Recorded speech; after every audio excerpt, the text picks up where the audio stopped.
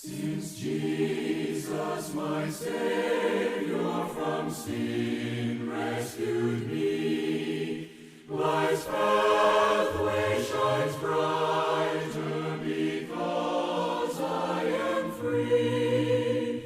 No harm can befall me, though foes should assail. My refuge is Jesus, His love cannot fail. His love cannot fail. His love cannot fail. There's no one like Jesus. His love cannot fail.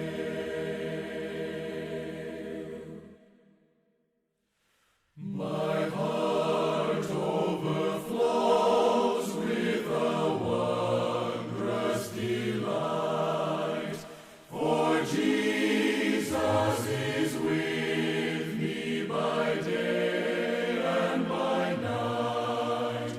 His love ever flowing, so boundless and free, it never can fail. 'Tis for you and for me. His love cannot fail. His love cannot fail. There's no one like Jesus. His love cannot fail.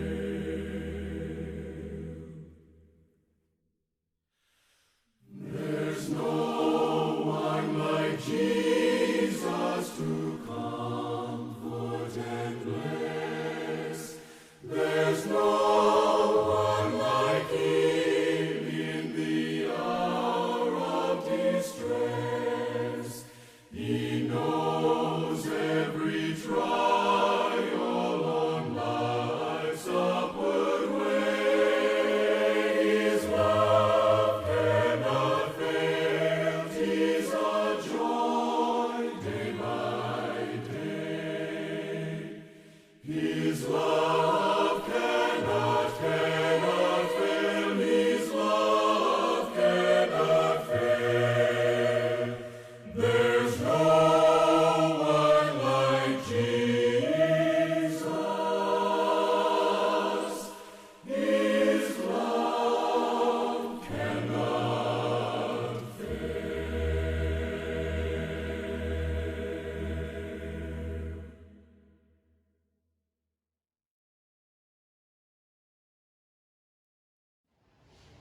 So binasa po nating talata kanina sa 2 Chronicles. It is a stark reminder of the status of the religiosity as well as the faith ng mga Hudyo noong panahon na winika po ang salitang ito. Nais ko pong ulitin sa 2 Chronicles chapter 15 and verse 3. Ngayon nga ang Israel ay malabo ng walang Diyos na tunay at walang tagapagturong saserdote at walang kautusan. Ngunit nang sa kanilang kapanglawan ay nagsipagbalik sila sa Panginoon, ang Diyos ng Israel, at hinanap nila siya'y nasumpungan nila. Ang mga talatang pong ito ay nagbibigay sa atin ng paalaala na tayo po'y tinitingnan ng Diyos sa ating pong pagkakilala sa Kanya. Kung atin pong maaalaala, for the past few Sundays, we've talked about a theme, He called us according to His purpose. Sumunod po, the purpose of sharing in Christ's suffering. Thirdly, being faithful to the best plans of God. Pang-apat, healing for bleeding heart. Sa lahat po ng ito ay meron pong tema na sinisikap po nating magawa ang mga bagay na nakapagbibigay kaluguran sa ating Panginoong Diyos. But the question is, How can we serve God whom we do not know? Paano natin siya masasamba kung hindi natin alam ang kanyang layunin sa ating mga buhay? Paano natin kikilalanin ang kanyang kabutihan kung hindi natin nakikita yung kanyang kamay na kumikilo sa buhay ng bawat isa sa atin? Ang naging kalagayan po ng mga Hudyo, bagamat meron silang pagkakilala sa isang Diyos, monotheism po sila, they believe in one God. Datapwat, ang sabi po ng talata ay, for a long season, sa matagal ng panahon, Israel had been without the true God. They had a God. Meron silang Diyos, kinikilalang Diyos, ngunit hindi yung totoong Diyos na nagpakilala kay Abraham, nagpakilala kay Moses, nagpakilala kay Jacob, at nagpakilala kay Joseph at sa mga naunang mga patriarko. Ang naging dahilan kung bakit nawala yung pagkakilala nila sa tunay na Diyos as sa dahilan walang tagapagturong saserdote. They are without a teaching priest and without the law.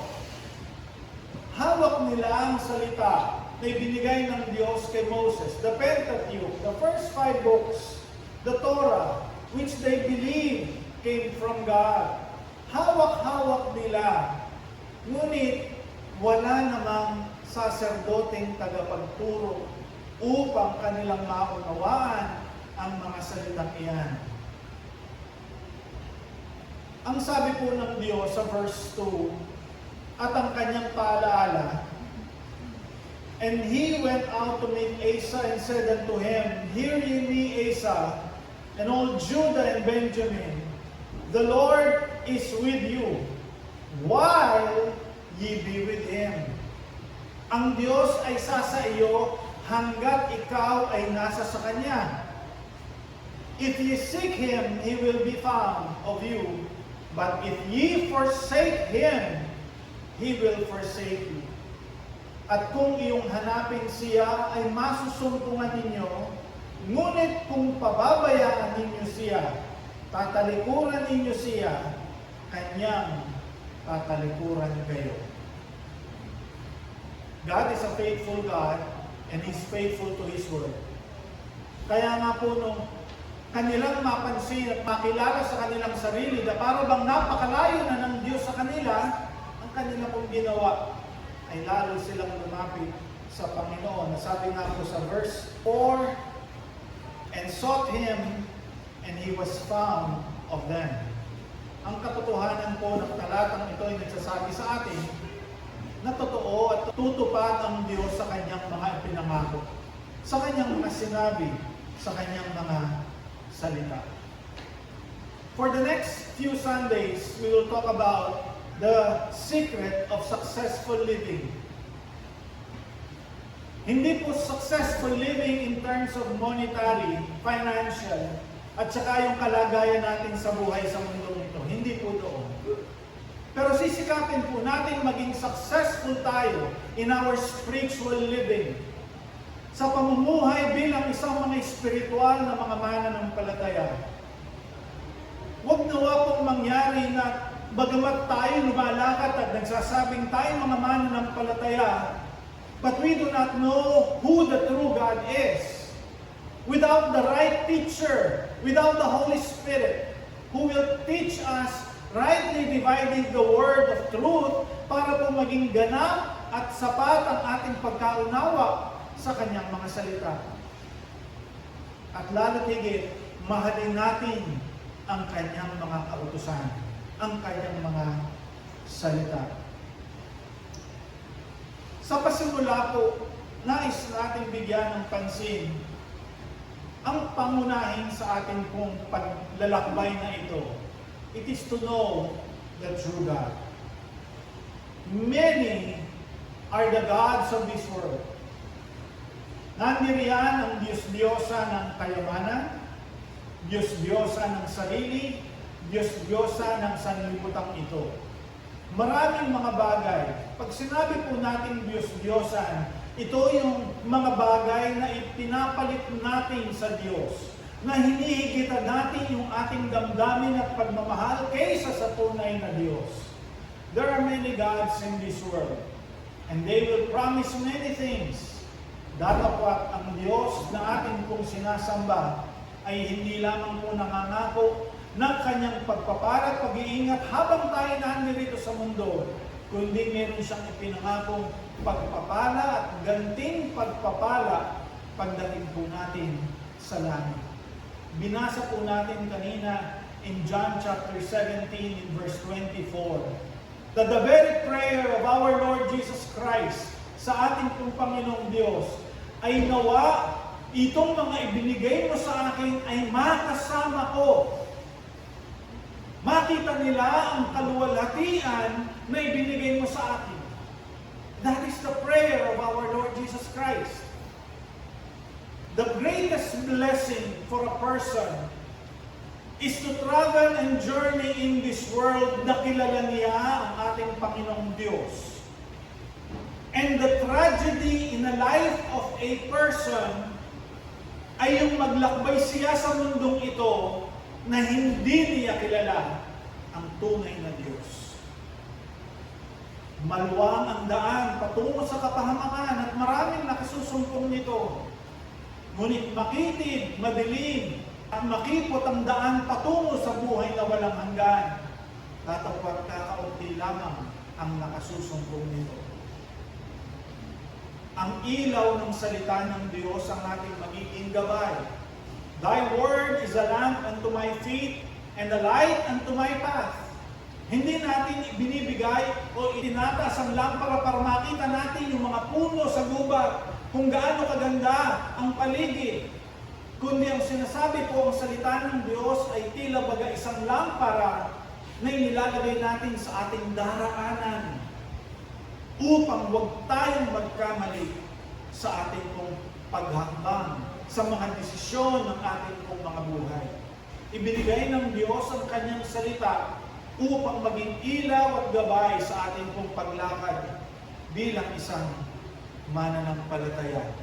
Kung sakali at tayo po ay maligaw ng landas, tayo po ay mapunta sa kaliwa o kanan. Ang sabi po ng salita ng Diyos, magbalik lang tayo sa Kanya at masusumpungan natin siya. We will always be reminded of His Word na magbalik loob tayo sa Kanya. Ano pong nangyari sa isang prodigal son, sa isang kalimugang anak, na nagkamali siya ng kanyang desisyon, nag-enjoy siya sa mga bagay sa sanlibutan ito, ngunit ninais pa rin niyang magbalik. Nasumpungan pa rin niya ang pagkalina ng kanyang ama. Sa banal na kasulatan po, in between the book of Malachi and the book of Matthew, is what the Bible speaks of an intertestamental gap or a period of silence na wala tayong mababasa, thus saith the Lord. Hindi po nangusap ang Diyos. And sometimes we ask the question, why is God silent? Ang sabi po ng ibang mga tagapagturo, nang dahil sa katigasan ng ulo ng bansang Israel, ang Diyos ay nanahimik at hindi nagbigay ng kanyang mga panukala, pagtutuwid, pagkatapos ni Malachi. Pero mga minamahal, in all of this, may plano ang Diyos. Kung alam po natin at kilala natin ang Diyos in His silence, sa kanyang katahimikan, may plano ang Diyos. Sa mga pagkakataon na tayo po ay nag-aalinlangan sa ating pamumuhay, bakit nangyayari sa akin ito? Nananalangin naman ako sa, bakit hindi siya sumasagot? God is preparing you for something. And Israel took them 400 years bago po dumating ang isang anghel para po ibalita ang pagdating ng ating pong Panginoong Jesus. God was silent for 400 years. Probably there are more questions than answers. But God was there. God has a plan. meron siyang ninanais ipakita. And all throughout the scriptures, there are times, hahayaan po muna niya ang bansang Israel na magkasala, lumayo sa Panginoon, gumawa ng mga kasalanan upang ibigay niya ang kanyang mga pangungusap. Dahil kapag ka po, palagi na lamang nasalita ng Diyos ang ipinangangaral, kumisan, ang tao po'y nagiging bingi na sa mga salitang ito at ayaw na nilang makinig. Alam ko na yan. Pero gagawin pa rin nila yung kanilang gusto. Kapag ka nagkamali na sila, doon pa lamang po nila makikilala ang Diyos na dapat nilang lapitan. Na ang Diyos na magbibigay sa kanila ng mga kasagutan. So for 400 years, God was silent. Hindi nga kahulugan na kinalimutan na niya ang bansang Israel. Dahil hindi niya kailanman tatalikuran ng kanyang covenant, ang kanyang tipan sa bansang Israel. This period of silence between the Old and the New Testament is nothing new. Hindi po ito bago sa Diyos. Hinayaan ng Diyos na mangyari ang 400 taon na may mga kasaysayan din naman na nangyari sa bansang Israel upang makilala nila at naging paraan na mahubog sila sa kanilang kalikuan, sa kanilang katigasan ng ulo, at upang sa kanilang pagkilala sa kanilang mga kasalanan ay manumbalik sila sa ating pong Panginoong Diyos. God generally designed and allowed a desperate situation to arise before presenting His deliverance. 400 years din po na ang bansang Israel ay namalagi sa Ehipto bago po niya tawagin si Moses. They had stayed for so long at nung sila'y hirap na, nagpadala ang Diyos ng isang deliverer sa pamamagitan po ni Moses. Nais din po ng Diyos na makahanap ng isang lalaki ng Diyos na tatayo sa pagitan nila between God and man. Someone who will stand in the gap. Sa aklat po ng Ezekiel, ganito po ang ating mababasa. At ako'y humanap ng lalaki sa gitna nila na makagagawa ng bakod at makatatayo sa sira sa harap ko dahil sa lupain upang huwag kong ipahamak, ngunit wala akong nasumpungan. Ang ating Panginoong Diyos ay patuloy na naghahanap ng mga lingkod niya that would stand in the gap, who would pray for them, for Israel, para po huwag ipataw ng Diyos ang kanyang paghatol. Naalala po ninyo si Abraham na nangusap sa Diyos, Panginoon, kung meron po bang 50 na matuwid sa Sodom, tutunawin pa po ba ninyo? Will you judge? Sabi niya, if there are 50, hindi. Lord, baka naman pwedeng 40. Sabi niya, 40, hindi. 30. Hanggang sa umabot siya ng 10. Lord, huwag ka naman sana magagalit. Baka naman 10 meron. Kung sa 10, hindi ko gugunawin ang Sodom. Abraham stood in the gap.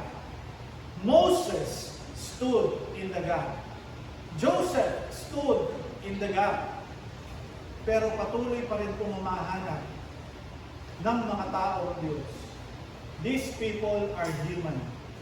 Pero for 400 years, ang Diyos po ay naghahanap ng titindig sa pagitan ng Israel, ng tao, at sa Diyos. Sino po ang ating makikitang tumayo sa gap? And that was Jesus Christ, who took the burden of sin, na siya yung naging sumpa para ang Diyos ay mapahupa ang galit sa tao. And that is our Lord Jesus Christ. So for 400 years, God was preparing them. Hinayaan niya ang bansang Israel na sakupin ang iba't ibang mga lahi. There was Moses, Abraham, Joseph, and the judges. Meron pang babae si Esther. Deborah, ginamit din ng Diyos. Nandiyan din si Ruth na ginamit ng ating Panginoong Diyos para po tugunan ang pangangailangan ng bansang Israel. But all these are people of sin. Ang kinakailangan po ay ang ating Panginoong Jesus na walang bahid kasalanan.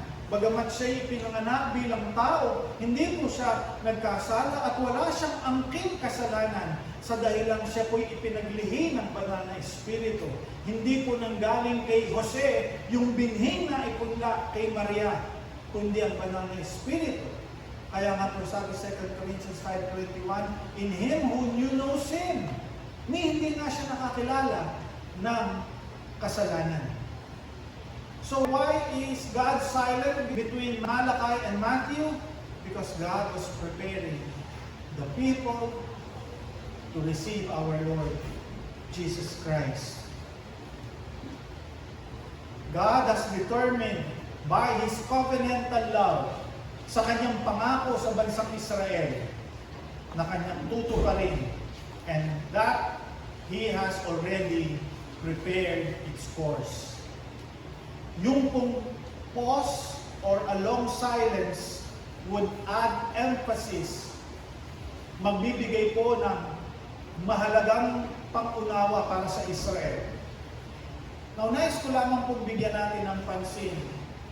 The 6 eras o mga panahon ng bansang Israel ay sinakop ng iba't ibang mga bansa. Sila ay nilapastangan hanggang sa mga Romano, nasira po yung templo sa Jerusalem. Now, ang atin lamang pong titingnan is not based on their political agenda of Israel, but rather kung ano yung naging contribution nila in the religious setting. Una po, the Persian era in 397 to 336 BC. Mga Persians po. Ginamit po ng Diyos ang mga Persians para mapalaya ang mga Israelita sa mga Babylonia. The Persians were tolerant sa mga Hudyo. Binigyan po sila ng kalayaan towards their worship hanggang sa nagkaroon po ng internal rivalry based on political office na nagresulta po ng destruction ng Jerusalem. Nagsimula din po sa panahon nila yung pagtayo ng mga sinagoga. Hindi lamang po sa Jerusalem, kundi sa iba't ibang mga lugar, may mga dako sila ng pagsamba. The Persians tolerated them. Hinayaan po nila dahil naniniwala sila doon sa kanilang kalayaan ng pagsamba. Meron din po natayong templo in Samaria. Kung maalala po ninyo in John chapter 4 verse 24, nakausap ng ating Panginoon ng isang babaeng Samaritana. Sinasabi ninyo na sa Jerusalem ang pagsamba, pero kami sa mga bundok na ito, speaking of Mount Gerizim, doon yung aming pagsamba. It was tolerated by the Persians. Kaya po nagkaroon ng dalawang pagsamba. Dahil kinikilala rin po ng mga Persians ng mga Samaritans are half-Jew, mag-anak, alahi din po nila, kaya nga lang, hindi sila naging matapat sa kautusan at sila ay nakipag-asawa sa mga hindi, mga Hudyo, and so on and so forth. Kaya nagkaroon po sila ng dalawang lugar ng pagsamba. Mapapansin po ninyo, dumating ang ating Panginoong Jesus na nagsabi, darating ang araw, hindi sa Jerusalem, ni sa mga bundok na yan, ang pagsamba, kundi ang mga tunay ng mananambay sasamba sa Diyos, sa Espiritu, at sa katotohanan. And then, here comes the Greek. Sa panahon po ni Alexander the Great. Nung sakupit po ni Alexander the Great, the known world, pag sinabi po natin known world, yung po kilalang mga lugar noon, lalo na doon sa may gawing Mediterranean, no? Doon po, ang nais po ni Alexander the Great ay papag-isahin itong mga bansang ito by having one culture, having one language, having one religion.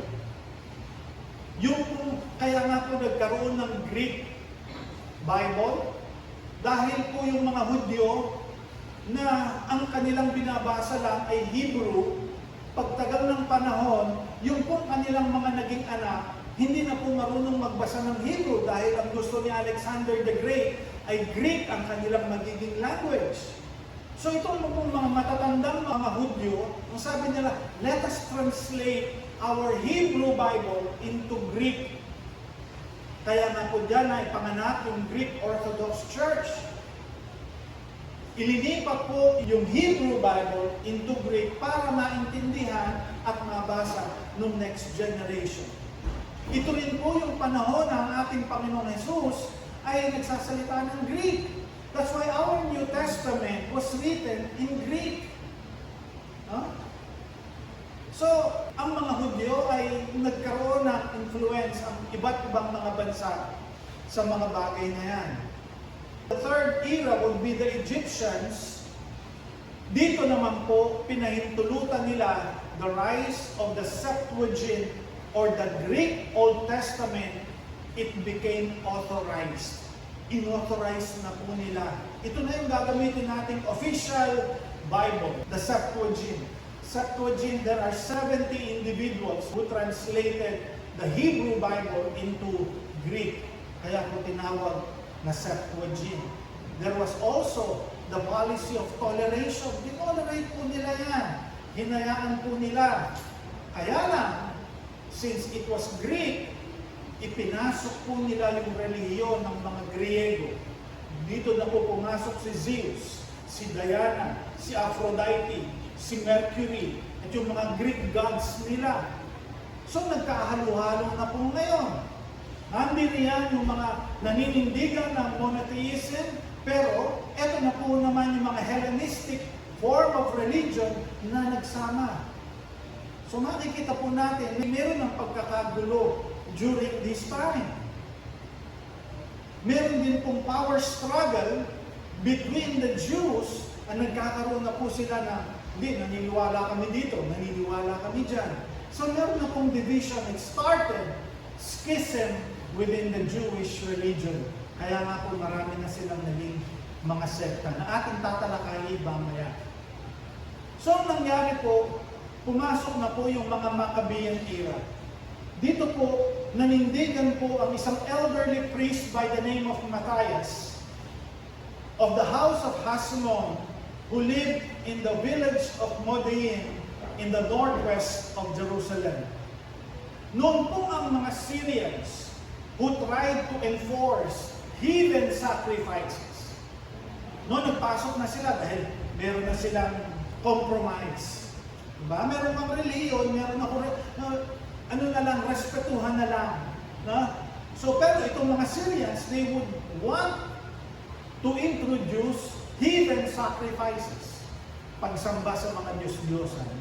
Matthias, as an elderly priest, hindi po pumayag. Dito po siya nag-revolt. Nag-rebelde po siya, pumunta siya sa bundok, kasama ng kanyang pamilya, at libo-libo sa mga faithful Jew ay sumunod po sa kanya.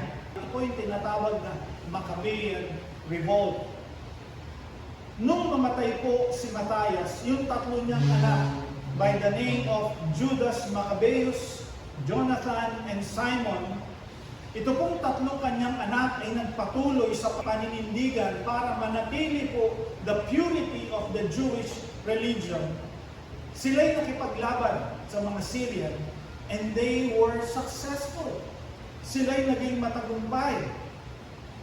They had retaken Jerusalem in 165 BC. They have cleansed the temple of pagan practices, no? And they restored the worship in Jerusalem. So, ang mga Hudyo po, they commemorate this event by celebrating the Feast of Hanukkah. And finally, the leadership of Simon, yung pinakabunsong anak, the Jews received their independence in 142 BC from the Syrians. Now, they have experienced almost 70 years of freedom under the Hasmonean dynasty. Tandaan po ninyo yung Hasmonean dynasty. Dahil dito po papasok si Herod. Now, during the Roman era, ito pong mga Hasmonean group ay naniniwala na ang tanging magiging hari ng Israel is from the lineage of David.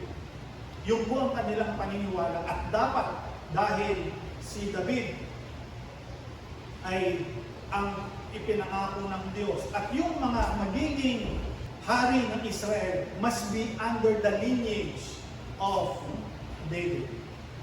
Now, during the Roman period, naging powerful po itong si Herod. At siya po ang ginawang governor ng Israel. However, bagamat si Herod po ang nagpatayo ng Second Temple, siya po ay mayroong attachment dun sa Hellenistic religion ng mga Greeks. Kaya nga po siya yung pinili ng mga Romano. Di ba mga Romano, these are Greeks. So, kaya po siya pinili kasi meron siyang parang pagkiling sa mga Hellenistic form of religion. Bagamat siya ay Hudyo, kaya siya ilinagay. And Herod also, tinuring niya ang kanyang sarili bilang hari ng mga Hudyo. Kung maalaala po ninyo, nung ang ating Panginoong Jesus ay ipinanganak, meron pong mga wise men na dumating. Nagsabi, nasaan ang ipinanganak na hari ng mga Hudyo? Nagalit po si Herod. Dahil ako ang hari ng mga Hudyo. Bakit meron po bang ipinanganak? So sabi niya, pag nakita ninyo, sabihin ninyo sa akin, para ako rin ay makasamba. But for the purpose of killing the child. Now, yung kanyang asawa is from the Hasmonean lineage o family. Ang pangalan po niya ay Maria. Dahil galit po si Herod sa mga Hasmonean, dahil ang paniniwala po nila ang hari ay manggagaling sa linya ni David, pinapatay po niya ang kanyang asawa. Maging yung kanyang dalawang anak na lalaki na sunod sa kanyang linya, ipinapatay pa rin niya dahil gusto niyang siya lamang ang maging hari ng mga Hudyo. That's why Jesus Christ said, beware of the leaven of the Pharisees and of Herod. Dahil may pakunwari, may pagkukunwari sa kanila. Sa labas, napakabanal. Diba sabi niya doon sa mga wise men, ay ako rin gusto ko sumamba. Sabihin niyo sa akin kung saan siya at ako'y makasasamba rin. Pero the purpose, talagang layunin niya ay upang patayin niya ang bata. Nung yung mga wise men, pagkatapos nilang makasamba sa ating Panginoong Jesus, sinabihan sila ng anghel, huwag na kayong babalik. Huwag na kayong magsasabi kay Herod. Umiba kayo ng dadaanan. Nung malaman po ni Herod na ginawa nitong mga wise men, ano po ang ginawa niya? Ipinapatay po niya lahat ng mga bata. Doon sa ganung edad, no? Para ma-wipe out. Hindi man niya matiyak kung sino, parang lalahatin ko na. Kaya nga may prophecy, may pag-iyak. No? May pag-iyak sa Bethlehem. So, nung panahon din pong ito, makikita rin po natin during the Roman era. What is significant in the Roman era is number one, it was the time Jesus Christ was born. Secondly, ang mga Romano lamang po ang mayroong capital punishment of crucifixion. Yun po ang kanilang capital punishment. Kaya po, significant ang Roman era dahil yung prophecy sa ating Panginoong Jesus ay natupad during the Roman Empire. There is a suffering Savior, a crucified Savior. Basahin po ninyo in Isaiah chapter 53. Again, also in Psalm 21. Those are the prophecies patungkol sa ating Panginoong Jesus. Kung ano yung gagawin sa Kanya. And it was during the time of this Roman era na ipinanganak ang ating pong Panginoong Jesus. Now, during this time also, dito rin po nagkaroon ng division ang mga mananampalataya. Dito po, during the Hymenaean period, na lumago ang mga Pariseo, the Pharisees, who are considered the strictest, pinaka-stricto sa mga grupo ng mga mananampalatayang Hudyo. Dahil the emphasis is on the strict adherence to the scriptures. At hindi lamang po every Sunday yun o every worship, kundi every day of their lives. Kailangan i-practice mo ang sinasabi ng salita ng Diyos. They were very strict. Kung minsan to the point of adding to it para lang to give emphasis sa mga bagay na ito. Dumating din po yung mga Sadducees. Yung mga Sadducees from the word Zadokites, or meaning the righteous, matuwid. No? Kasi kung minsan, tingin po nila sa mga Pariseo, wala na sa tama, masyado nang mahigpit, mabigat. So itong mga Sadduceo, minellow down po nila. No? Wala namang resurrection. Okay lang yan. Live, eat, enjoy. But basta you know God, you're serving God. Okay lang yan. That's the Sadducees. Pero ang mga Pariseo, they believe in the resurrection. Kaya mas stricto po sila. Sila ay mas mahigpit pagdating sa kautusan because alam nila at the end of their life, there will be judgment. Haharap sila sa Diyos. Pero mga Sadducees, sad to say, they do not believe in the resurrection. So just okay lang. Just live your life. No? Basta wala kang tinatapakang tao, wala kang nanagrabyadong tao, naniniwala ka naman sa Diyos, okay na yan. Pwede na yan. So turing sa kanila, righteous because they are so flexible. Pwede na yan. So dumating po sila sa mga puntong iyon. By the way, the Pharisees were close, meron po silang close-knit ties with the scribes. Alam po ninyo yung mga scribes, sila po yung nagsusulat, kinokopya po nila ang mga kautusan. They were called lawyers. Dahil sa kanilang pagsusulat, naalalaman nila, alam nila at nakakabisado nila ang kautusan.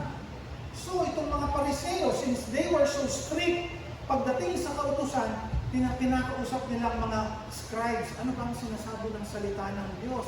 Ano ba ang kanyang sinulat dito? So they will quote verbatimly, no? Word for word, kung ano yung sinabi at nakasulat. Dahil habang sinusulat po nila, nakakabisado po nila yan.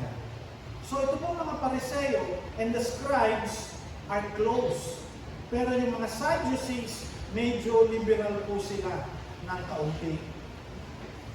During this time also, umusbong yung Herodian group, yung grupo po ni Herodes, na ang kanilang major aim as a political party is to further the cause of Herod's government. Dahil gusto nila manatili ang mga Romano. Kaya nga lahat ng mga gustong ipagawa ng mga Romano, kanilang ginagawa. No?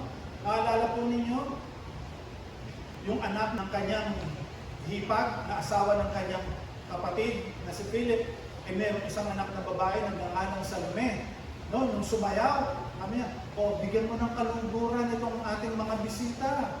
O nung napasaya sa pagsayaw, anong gusto mo, kahit kalahati ng aking kingdom, no, ay ibibigay ko sa iyo. Yung sabi po ng bata, ibigay mo sa akin ang ulo ni John the Baptist. Ay dahil nagsalita na, nandiriyan yung kanyang mga bisitang mga Romano, ayaw niyang mapahiya. So ginawa niya, pinabayaan na lang niya na mamatay si John the Baptist, bagamat ayaw sa kanya gawin ito. So dahil gusto po niya i-please ang mga Romans. And it's also during this time, lumitaw yung mga zealots, ito po yung mga nagre-rebelde, and I believe Barabbas is also a member of the zealots. Dumating din yung mga Essenes, and so on, and so forth. Bakit ko po kinukwento sa inyo ang bagay na ito?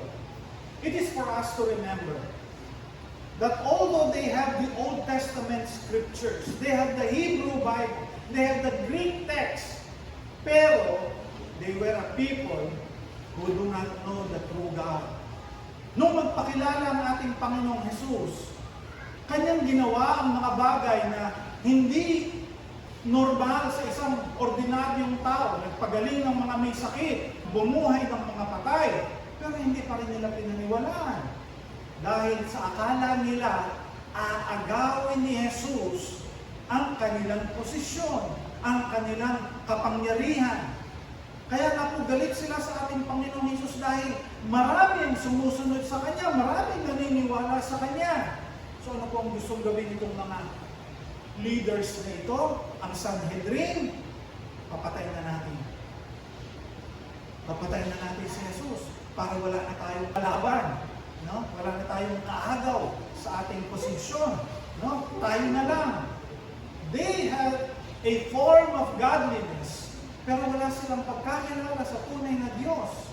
Secondly, walang nagtuturo sa kanila ng tama maliban sa ating Panginoon Jesus. Nung siya dumating, although there were 400 years of silence, nung dumating ang ating Panginoon Jesus, Kanyang itinuro. 12 years old pa lamang ang ating Panginoong Jesus.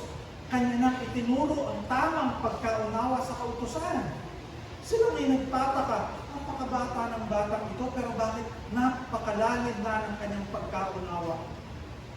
Dahil dumating po ang isang tagapagturo sa kanila, isang saserdote, no? He was called a high priest, para magturo ng tamang kautusan. And he was quoting verses. Higit pa sa mga scribes. Ang mga scribes nagtatanong sa ating Panginoong Hesus. And He was answering them ayon sa kanilang pagkaunawa. Now, dear brothers and sisters, after 400 years, God broke His silence by giving to them, number one, John the Baptist, a voice crying out in the wilderness, preparing the way of the Lord. Secondly, dumating na po ang ating Panginoong Jesus na isang ordinaryo sa paningin ng tao. Kagaya po ng isang lebadura na ating naging pag-aaral kanina, He came in silence. There is no fanfare, but He came in silence as an ordinary child. And yet, He grew in wisdom and in stature and in favor between God and man. Dahil siya po ang tatayo. He will stand in the gap sa pagitan ng tao at sa Diyos. Siya na walang pagkakasala, ni hindi nakakilala ng kasalanan. He would stand in the gap para po mawala ang galit ng ating Panginoong Diyos. For a long time, God was silent. Ginawa nila yung inaakala nilang tama para sa kanilang sarili. Hindi nila kinonsulta ang Diyos. They only relied on themselves sa kanilang sariling kagustuhan. Kaya nga po maraming mga bansa ang sumakop sa kanila para gisingin lang sila. Nasaan na kayo ngayon? Where is your God? Naalala po ninyo, nung ang mga Hudyo ay nando doon sa baybayin ng Babylonia, by the rivers of Babylon, no? Kanilang isinabit ang kanilang mga alpa, musical instruments sa mga halaman at puno. Sabi po ng mga tao ron, awitan niyo nga kami. Umakit nga kayo ng mga awitin ninyo nung kayo'y naroon sa Jerusalem, that great city. No? Ang masasaya yung awit na yan eh. Pero, bakit malulungkot kayo? No? Pagtuya sa kanila. How can you sing kung alam mong wasak ang iyong tahanan? How can you sing loud songs kung alam mong mayroong kasalanan? How can you worship God kung alam mong hindi naman matuwid ang iyong puso sa ating pong Panginoong Diyos? So now, God broke His silence. Neither in Jerusalem nor in these mountains will you worship God, because you will worship God in spirit and in truth. They were without the true God. And for a long time, hindi po nila narinig ang tinig ng Diyos. They have the Word. The Hebrew Bible was with them. The Greek Testament was with them. pero hindi po yun na ipapangaral ni na ituturo ng isang matuwid na saserdote. Ang kanilang itinuturo ay para sa kanilang pansariling kapakanan lamang. Sabi po ng scriptures, they were without the true God because everybody was worshiping all kinds of gods. The Hellenistic group, Zeus, Diana, Aphrodite, Mercury, Hercules, di ba? They were worshiping. Ang mga tao nananalangin sa mga Diyos na yan. They have so many gods. But there was not a true God in their hearts and in their minds. Secondly, they were without a teaching priest. Alam po ninyo, maging sa ating panahon ngayon, go to another church, you will hear a different preaching about salvation. Merong mga nagtuturong nawawala ang kaligtasan. Kapag ka nanatili ka lamang ng tapat, hanggang sa wakas, ikaw lamang maliligtas. Tanong ko po, tapat po ba tayo hanggang wakas? Kaya ba natin gawin ang maging tapat tayo hanggang wakas ng ating buhay? Hindi na ba manghihina ang ating pananampalataya? Meron naman magtuturo na, safe ang iyong kaligtasan. No, basta kahit anong gawin mo, magkasala ka ba, safe ka na. That's the extreme. The Bible says, by their fruits, you shall know them. Sa kanilang bunga, makikilala mo sila. Sa kanilang turo at aral. What is the focus of their worship? Music? Activities? Or is it God and His Word? For a long time, they had no teaching priest who would teach them na kahit na sila'y masaktan, sasabihin at sasabihin pa rin ang katotohanan. It came through the mouth of a shouting John the Baptist. Dumating po si John, speaking repentance. Repent, for the kingdom of heaven is at hand. If you read John chapter 3, verse 1 hanggang 7, mababasa po natin si Nicodemus. Nicodemus came to Jesus by night. No? Ngayon, question ko, bakit dumating si Nicodemus? Bakit, ano yung dahilan kung bakit dinalaw ni Nicodemus ang ating Panginoong Jesus? Gabi pa. Sabi po ng iba, kasi para huwag makita ng kanyang kapwa mga Hudyo. Hindi po. Nicodemus was so respectful of Jesus' ministry. Alam niya ang ministry ng ating Panginoong Jesus na siya pagod the whole day. So siya pumunta doon sa, alam niyang gising pa siya. Anong dahilan kung bakit lumapit itong si Nicodemus? If you will read chapter 2 before chapter 3, ganito po ang ating mababasa. Siya po'y pumunta sa templo at kumuha ng isang panghagupit, pinagsisira niya yung mga nagtitinda sa templo. Ang sabi niya, my Father's house is a house of prayer, but you made it a den of thieves. Yan po'y narinig ng mga Pariseo at mga Eskriba at mga Saduseo na nandoon. Oh. Anong karapatan itong taong ito na tawagin ang templo ng Diyos ay templo ng kanyang Ama? So, na-curious po itong marahil itong si Nicodemo. And secondly, sinabi niya na siya'y mamamatay and after 3 days, He will rise. Alam po ninyo, Nicodemus has a good heart. At gusto niyang malaman, kausapin niya ang ating Panginoong Jesus. Marahil, doon sa pangyayari previously, bakit mo sinabing, my Father is a house of prayer? Bakit mo sinabing, my Father? At bakit mo sinabing, mamamatay ka, and then after 3 days, ikaw'y mabubuhay na maguli? That was in his mind, para tanungin ang ating Panginoong Jesus. Siya na tagapagturo ng kautusan, a ruler of the Jew, seeks to know the truth from Jesus. Nais ang malaman ang katotohanan sa ating Panginoong Jesus na siya mismo hindi niya alam because for a long time, they have no teaching priest. Wala silang saserdoteng nagtuturo ng tama maliban sa ating Panginoong Jesus. Nasaan na si John the Baptist? Wala na. Sabi ni John the Baptist, He must increase and I must decrease. Kailangan siyang umangat. Ako ay magpawala na dahil magkakaroon ng conflict. So ang ating Panginoon Jesus ay ginapitan ni Nicodemo for the purpose of inquiring patungkol sa mga bagay na ito. Nais matuto ni Nicodemo because for a long time they have no priest.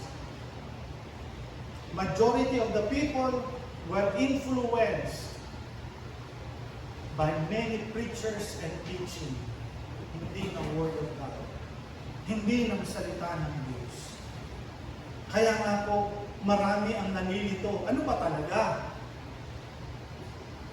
Simple lamang po, ang sabi ng salita ng Diyos, believe on the Lord Jesus Christ, and thou wilt be saved. Habang buhay ka pa, by your faith, you will be saved.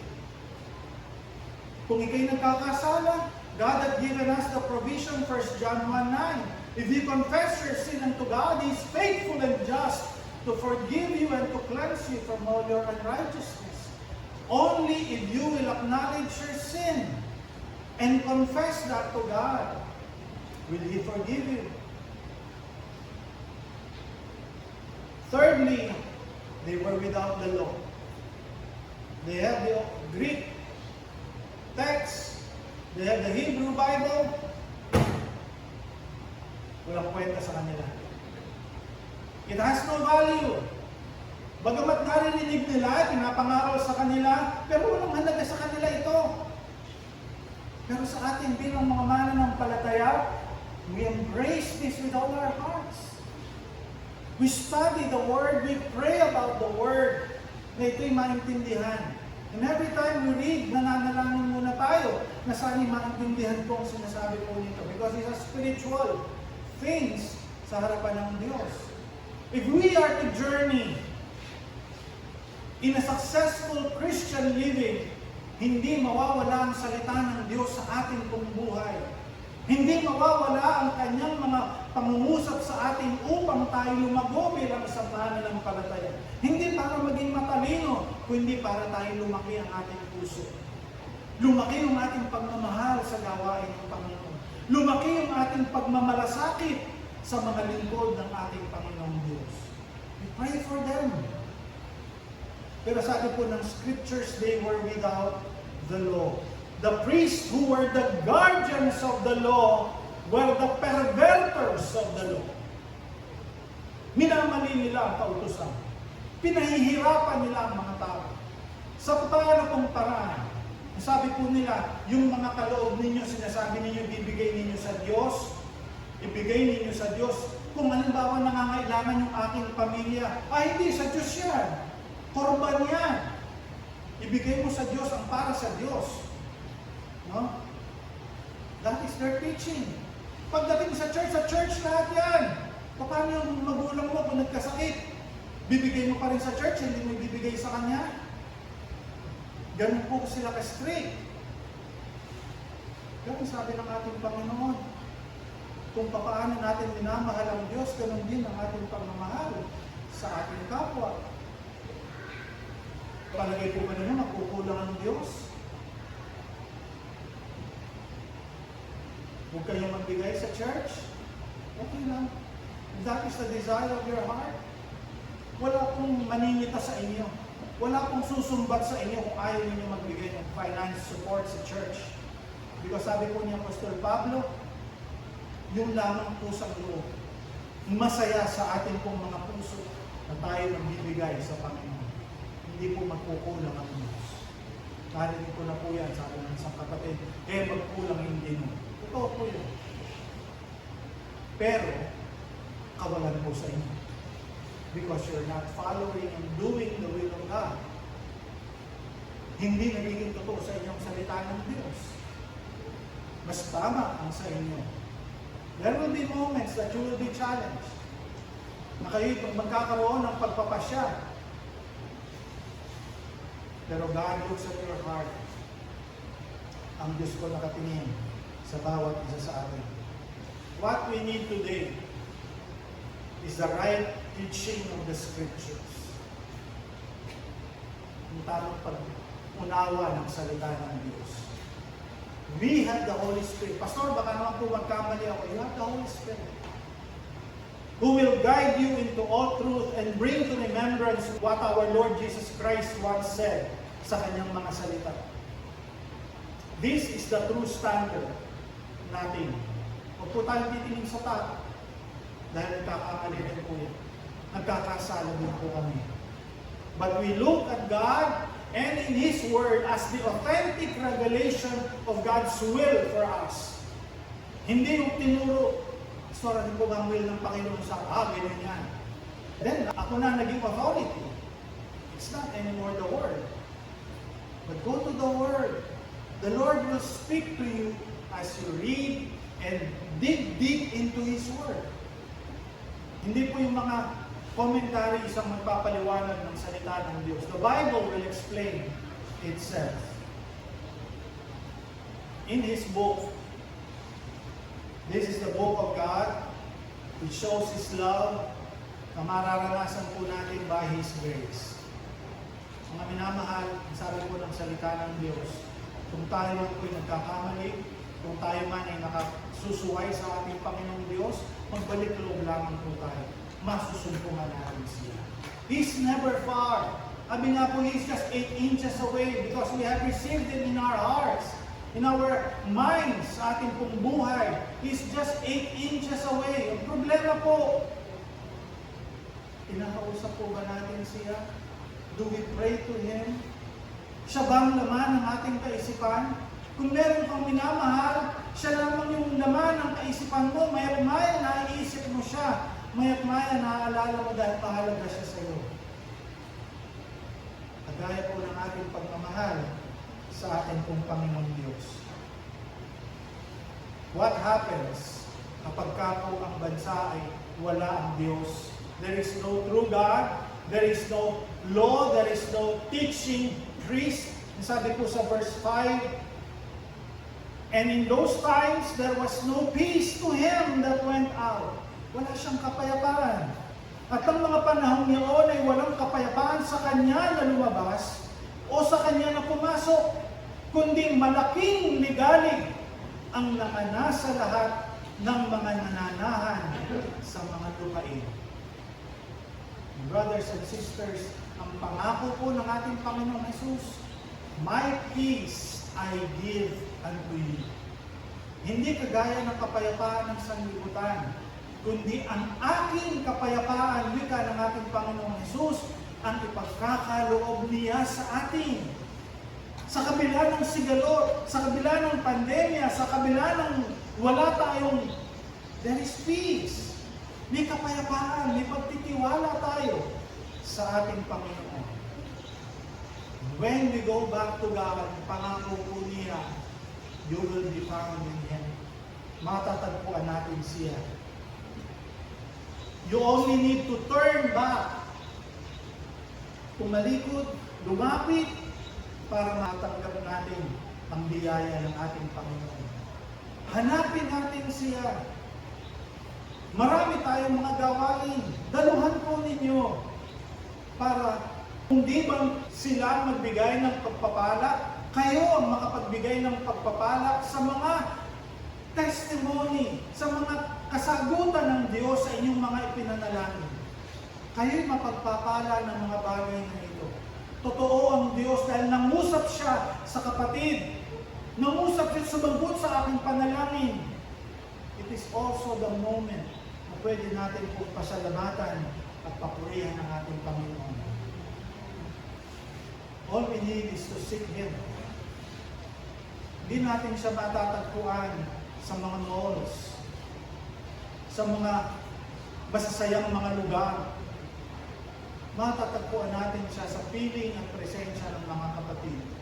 Kung saan ipinangangaral ang salita ng Diyos kung saan ibinibigay ang pinakamataas na pagsamba at papuri sa ating pong Panginoong Diyos. Dear brothers and sisters, ulitin ko lamang po how good and pleasant it is for brethren to dwell together in unity. Be united because we have one God, we have one Jesus Christ, we have one Holy Spirit, and we have one church na bahagi po tayo lahat. Kaya mga minamahal, huwag po tayo magkamali na maging kagaya ng mga Hudyo na kailangan pa nilang makaranas ng paglusob, pagsakop ng mga iba't ibang mga lahi. Because iniwan nila ang tunay na Diyos. Nawala ang Diyos sa kanilang puso at kaisipan. Kaya nang magpakilala ang tunay na Diyos sa kanila, hindi nila tinanggap. Dahil malayo ang Diyos sa kanila. But Jesus Christ is the only person who can stand in the gap para po sa bawat isa sa atin. And all we need is lumapit tayo sa Kanya, humingi tayo ng tulong at gabay para po mapagtagumpayan natin ang anumang pagsubok na atin pong pinagdadaan. Tayo po'y manalangin. Dakila at makapangyarihan namin Diyos, salamat po sa mga paalala at patnubay po ninyo sa amin. Unay po Panginoon, ayaw namin na maging malayo kami sa inyo. Sa dahilang alam namin na ang pagiging malayo sa iyo ay mag-aani ng kaligaligan at pangamba at lahat ng mga suliranin na maaaring idulot ng mundo. Ngunit kung kami nasa piling po ninyo at nasa tabi po ninyo, dumaan man ang mga pagsubok, naririyan ang kapayapaan na ibibigay po ninyo sa amin dahil kasama po namin. Nawa Panginoon, ang mga salitang aming narinig ay patuloy na mangusap sa bawat isa sa amin at maging paalaala sa aming pong paglakad bilang mga mananampalataya. Maraming salamat po. Pinupurit, pinasasalamatan po namin kayo. And now the God of peace that brought again from the dead our Lord Jesus, that great shepherd of the sheep, through the blood of the everlasting covenant, make you perfect in every good work to do His will, working in you that is well-pleasing in His sight. Through Jesus Christ, to whom be glory forever and ever. Amen and amen. God bless us all. Since Jesus, my Savior, from sin rescued me, life's pathway shines brighter because I am free. No harm can befall me, though foes should assail.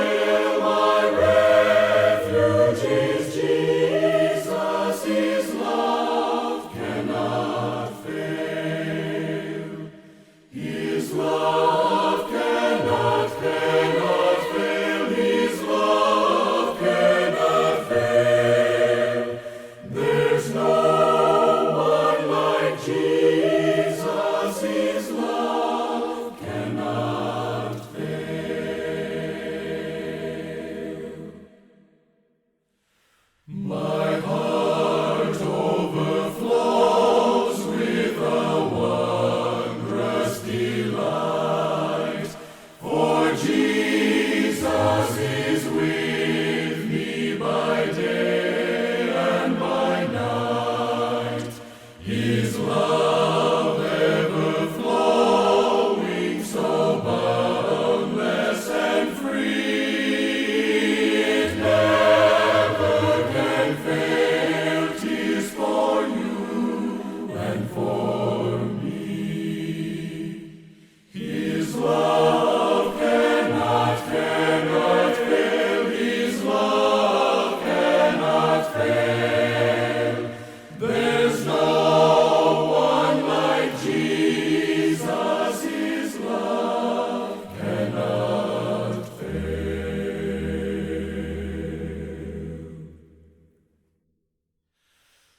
There's no one like Jesus to comfort and bless.